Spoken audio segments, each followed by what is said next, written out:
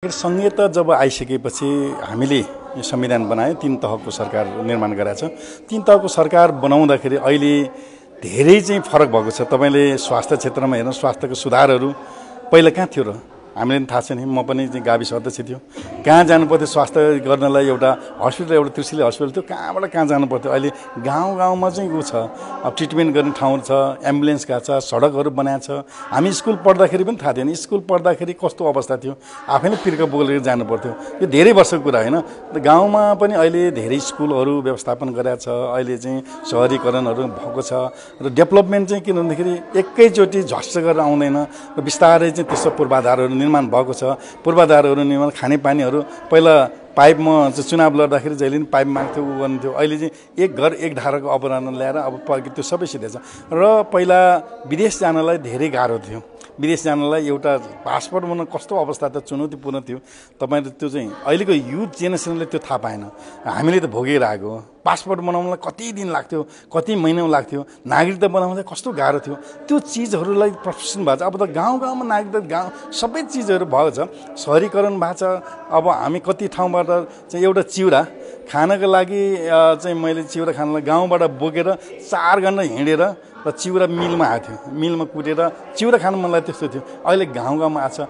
तर यसलाई व्यवस्थापन गर्ने, कसरी गर्ने भन्ने कुरा महत्त्वपूर्ण कुरा छ। प्रदेश सरकारको कस्तो छ भन्दाखेरि स्थानीयमा जाने हो र स्थानीय चाहिँ के भन्दाखेरि प्रदेश सरकारको अहिले हामीले अब डिटरमाइन गरेको छ। प्रदेश सरकारले के गर्ने, ऊ सङ्घले सरकारले के गर्ने, स्थानीयले के गर्ने भनेर हामीले डिटरमाइन गरेको छ। त्यो गरिसकेपछि अहिले वास्तवमा पहिला चाहिँ त्यो छुटाउन सकेन। प्रदेश सरकारले धेरै गरेको छ। सडक मात्रै बागमती प्रदेश सरकारले 1453 चाहिँ के चाहिँ सडक चाहिँ पिच गरेको छ। 1453 भने त धेरै। यो पेरिफेरीभित्र यो चाहिँ के अरे 119 वटा चाहिँ गाउँपालिकाभित्र चाहिँ 153 1453 चाहिँ सडक पिच भइसकेको छ। अहिले चाहिँ के अरे हरेक वर्ष चाहिँ के अरे 400-500 चाहिँ के अरे पिच भएर के अरे सडक, राम्रो सडक बनिरहेछ। र हरेक अब क्षेत्रमा चाहिँ अहिले चाहिँ तपाईँ हेर्नुहोस्, पहिला कस्तो अवस्था थियो, के अरे स्वास्थ्यको क्षेत्रमा तपाईँ कस्तो अवस्था थियो। अहिले प्रत्येक 13 जिल्लामा चाहिँ अब 13वटा चाहिँ प्रदेशले चाहिँ स्वास्थ्यको लागि एकल अधिकार रूपमा राखेको छ। स्वास्थ्य गरेर सबै गरेको छ।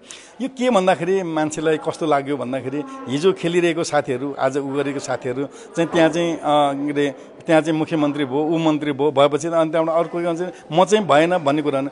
जो लगनशील गरेर जानुपर्छ नि। हामी चाहिँ के भन्दाखेरि धेरै लगनशील गरेर त्यो विकास त थोरै हिसाबले मैले के एउटा चाहिँ उदाहरण गरेको छ भन्दाखेरि यो चाहिँ 3 तहको सरकार भने 2टा चाहिँ पिलर हुन्छ। यो चाहिँ सङ्घ सरकारले 2टा पिलर उठाइदिएछ र बीचको चाहिँ के भन्छ, त्यो बीचको चाहिँ र स्थानीय चाहिँ सरकारको एउटा के अरे ऊ छ, एउटा झोलुङ्गी पुलको भनौँ न बीचको, र बार चाहिँ र यो चाहिँ के अरे प्रदेश हो।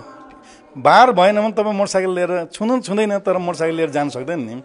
बारको चाहिँ केही अस्तित्व जस्तो नरहेको जस्तो देखिन्छ। बार चाहिँ त्यसले कन्फिडेन्स बढाएको छ। कन्फिडेन्स भएपछि त्यो बारबाट छिर्न सक्छ। त्यो तिनै चाहिँ चिज भएन भने हामी कन्फिडेन्स हुँदैन। त्यसले गर्दा विकासका पूर्वाधारहरू निर्माण गर्ने र विकासलाई चौतर्फी विकास गर्ने चाहिँ साँच्चैकै हो भने प्रदेश सरकारले नै हो। र प्रदेश सरकारको अहिले चाहिँ सङ्घबाट दिनुपर्ने अधिकारहरू कम छ। त्यो भएको कारणले गर्दा जुन हामीले कल्पना गरेको भन्दा अलिकति फरक ढङ्गबाट भएको कारणले गर्दाखेरि र जुन चाहिँ संहितामा गएको छ, संहिता जाँदाखेरि अब अधिकारहरू छ, आफ्नो एकल अधिकार, डुअल अधिकार र ट्रिपल अधिकार छ। त्यो अधिकारहरूको बिचमा चाहिँ समय नभएर चाहिँ अलिकति मान्छेले त्यस्तो चाहिँ भाव भएको। तर वास्तवमा प्रदेश सरकारमा स्थानीय सरकारसँग कति पैसा गएको छ भनेर हामीले स्थानीय सरकारसँग पनि अस्ति छलफल गऱ्यौँ। हरेक चाहिँ के अरे उहरूसँग नागरिकहरू छलफल गरिरहेको छ। अहिले आज मात्र जिल्ला के अरे समितिमा छलफल गरिरहेको छ। र प्रदेशले अहिले सिटिभिटीको अवधारणा गरेको छ। ट्रेनिङ विभिन्न किसिमबाट ट्रेनिङ गरेर कम मान्छे कहाँ गयो भने त हामी आइसकेपछि प्रदेश सरकारले अब सिटिभिटीको अवधारणा गरेर सिटिभिटीबाट 1 लेभल 2 लेभल र के त्यो लेभल दिएर त्यसले चाहिँ क्वालिफाइड गरेर चाहिँ अगाडि बढ्नुपर्छ भन्ने कुरा उहाँमा क्वालिफाइड गराउने। त्यसरी चाहिँ जनशक्तिहरू निर्माण गरेर काम गर्ने, मोबाइलहरू बनाउने, अब प्लम्बिङ, इलेक्ट्रिक, त्यो सबै चिजहरू बनाउन सक्ने चाहिँ उहरू धेरै छन्। त्यो चिजहरूको लागि अहिले ट्रेनिङ 2600 जना अहिले ट्रेनिङ गर्दैछ। अब युथहरूलाई अहिलेको 40 वर्षभन्दा मुनिलाई युथलाई मात्रै 2600 भन्दा बढी यही वर्ष चाहिँ ट्रेनिङ गरिरहेको छ। 390 घन्टा ट्रेनिङ गरिरहेको छ। अर्को वर्ष त्यसै गरेर लक्षित गरेर त्यसलाई चाहिँ 1 लेभल ग्रेड लेभल गरेर त्यसलाई चाहिँ सिट मनी पनि दिने, त्यसरी गरेर चाहिँ आकर्षण बनाउने चाहिँ हामीले चाहिँ प्रतिबद्धता गरेर अगाडि बढिरहेको छ।